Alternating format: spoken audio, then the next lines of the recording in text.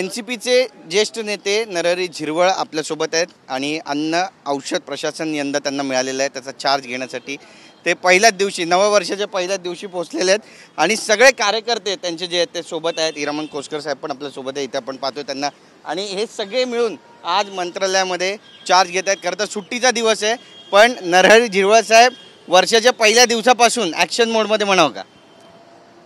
पहिले तर 1 जानेवारी 25 मी TV9ला त्यांच्या सर्व टीमला मी नवीन वर्षाच्या हार्दिक शुभेच्छा देतो। आणि आज आपण जे सांगितलं सुट्टीचा दिवस, पण काम करणाऱ्याला सुट्टी डे नाईट असा काही प्रकार नसतो आणि म्हणून आज एवढी जी काही कार्यकर्ते नेते आमदार खोसकर साहेब का ज्यांचा सिंहाचा वाटा माझ्या सगळ्या प्रक्रियेत सिंहाचा वाटा सावलीप्रमाणे असतात, नेहमी सावलीप्रमाणे असतात, ते सुद्धा माझ्याबरोबर आज या ठिकाणी आलेत।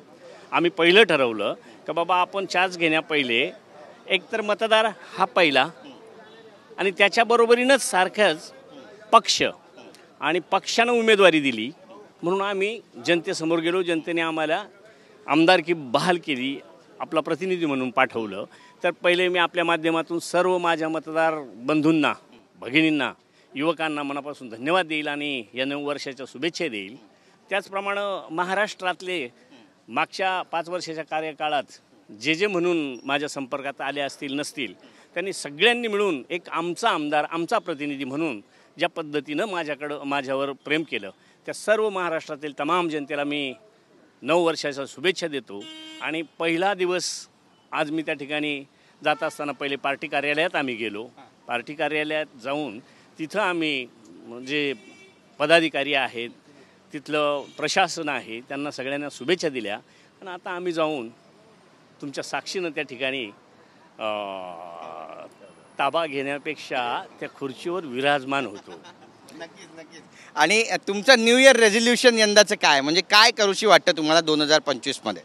मी 2025 मध्ये जे डिपार्टमेंट आहे ते डिपार्टमेंट अभ्यासून, कारण ते डिपार्टमेंट कदाचित दिसणार नाही, रोड, इमारती, पाणी सगळं काही दिसतं, पण ते जे दिसतं ते कोणासाठी, त्याच्यासाठी मला काम करायला संधी मिळालेली आहे। कारण अन्न, औषध आणि विशेष सहाय्य ह्या सगळ्या अगदी न दिसणाऱ्या बाबी पण अगदी शेवटच्या तळातल्या आणि प्रत्येकाला एक त्याच्या जन्मापासून अखेरपर्यंत त्याला ह्या विभागाचा निश्चित बेनिफिट होईल या दृष्टीनं मी प्रयत्न करत राहील। बऱ्याच ठिकाणी भेसळ होते, अन्नामध्ये काही वस्तू असतात त्याच्यामध्ये आणि या सगळ्या गोरगरीब जनतेपर्यंत पोहोचत असतात, त्यांची एक प्रकारची फसवणूक आहे।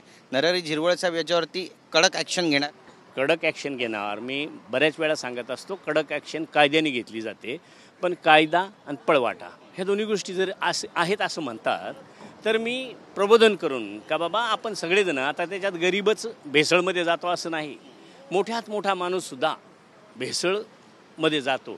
तो कधीतरी विचार करत असेल, कधीतरी आपला निर्भेळ घेण्याचा प्रयत्न करत असेल, पण एक ना एक दिवस कुठं ना कुठं त्याला त्या भेसळीत जावंच लागतं। म्हणून विचारांची भेसळ कशी स्वच्छ होईल ह्या दृष्टीनं मी प्रयत्न करेन। नवीन वर्ष आहे त्यामुळे तुमचे जे विरोधक आहेत कायम तुमच्यावर टीका करत असतात आणि त्यांना काही शुभेच्छा नरहरी झिरवळ यांच्या स्टाईलमध्ये किंवा त्यांच्या शैलीमध्ये? मला आत्तापर्यंत विरोधकच नाही कोणी। जे काही 8-15 दिवसाचा कार्यकाळ असतो राजकारणातला त्याला मी विरोधक म्हणत नाही, त्याला स्पर्धक म्हणतो। तो स्पर्धेत आला, मी यशस्वी झालो, त्यांना थांबावं लागलं असेल, मी त्यांनासुद्धा मनापासून धन्यवाद देईल। कारण विरोधक असला तर कोणीतरी स्पर्धेत पास होतो, नसेल तर त्याला बिनविरोध म्हणतात आणि त्याला मजा नाही।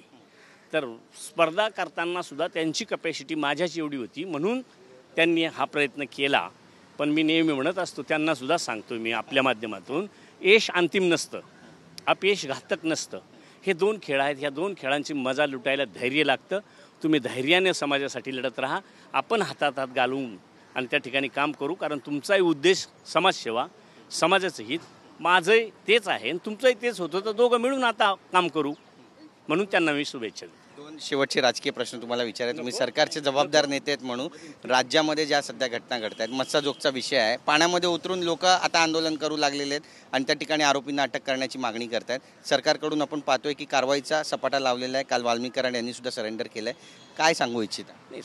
याचा अर्थ सरकार अगदी जोरात त्याच्या प्रयत्नात आहे. म्हणजे सरकारला गोरगरीब जनतेची किंवा आता सरपंच देशमुख साहेबांची अशीच अनेक ज्या काही घटना होतात ते सरकार मायबाप म्हणून त्या ठिकाणी न्याय देतं.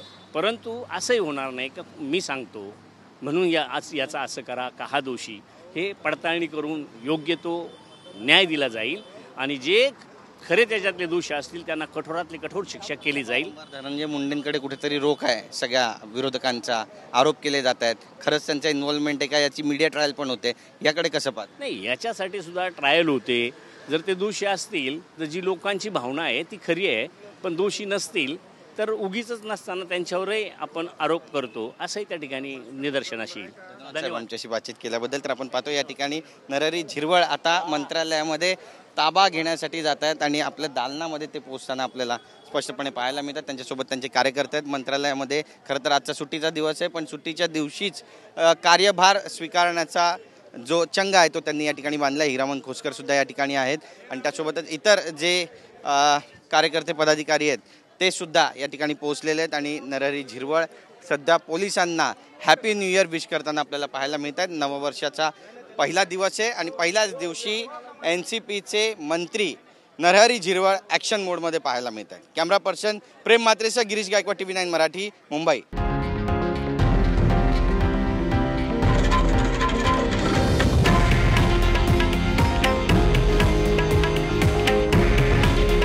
हे आहे देशातील नंबर 1 न्यूज नेटवर्क आणि आपण पाहत आहात TV9 मराठी. काळजी तुमची, हित महाराष्ट्राचं.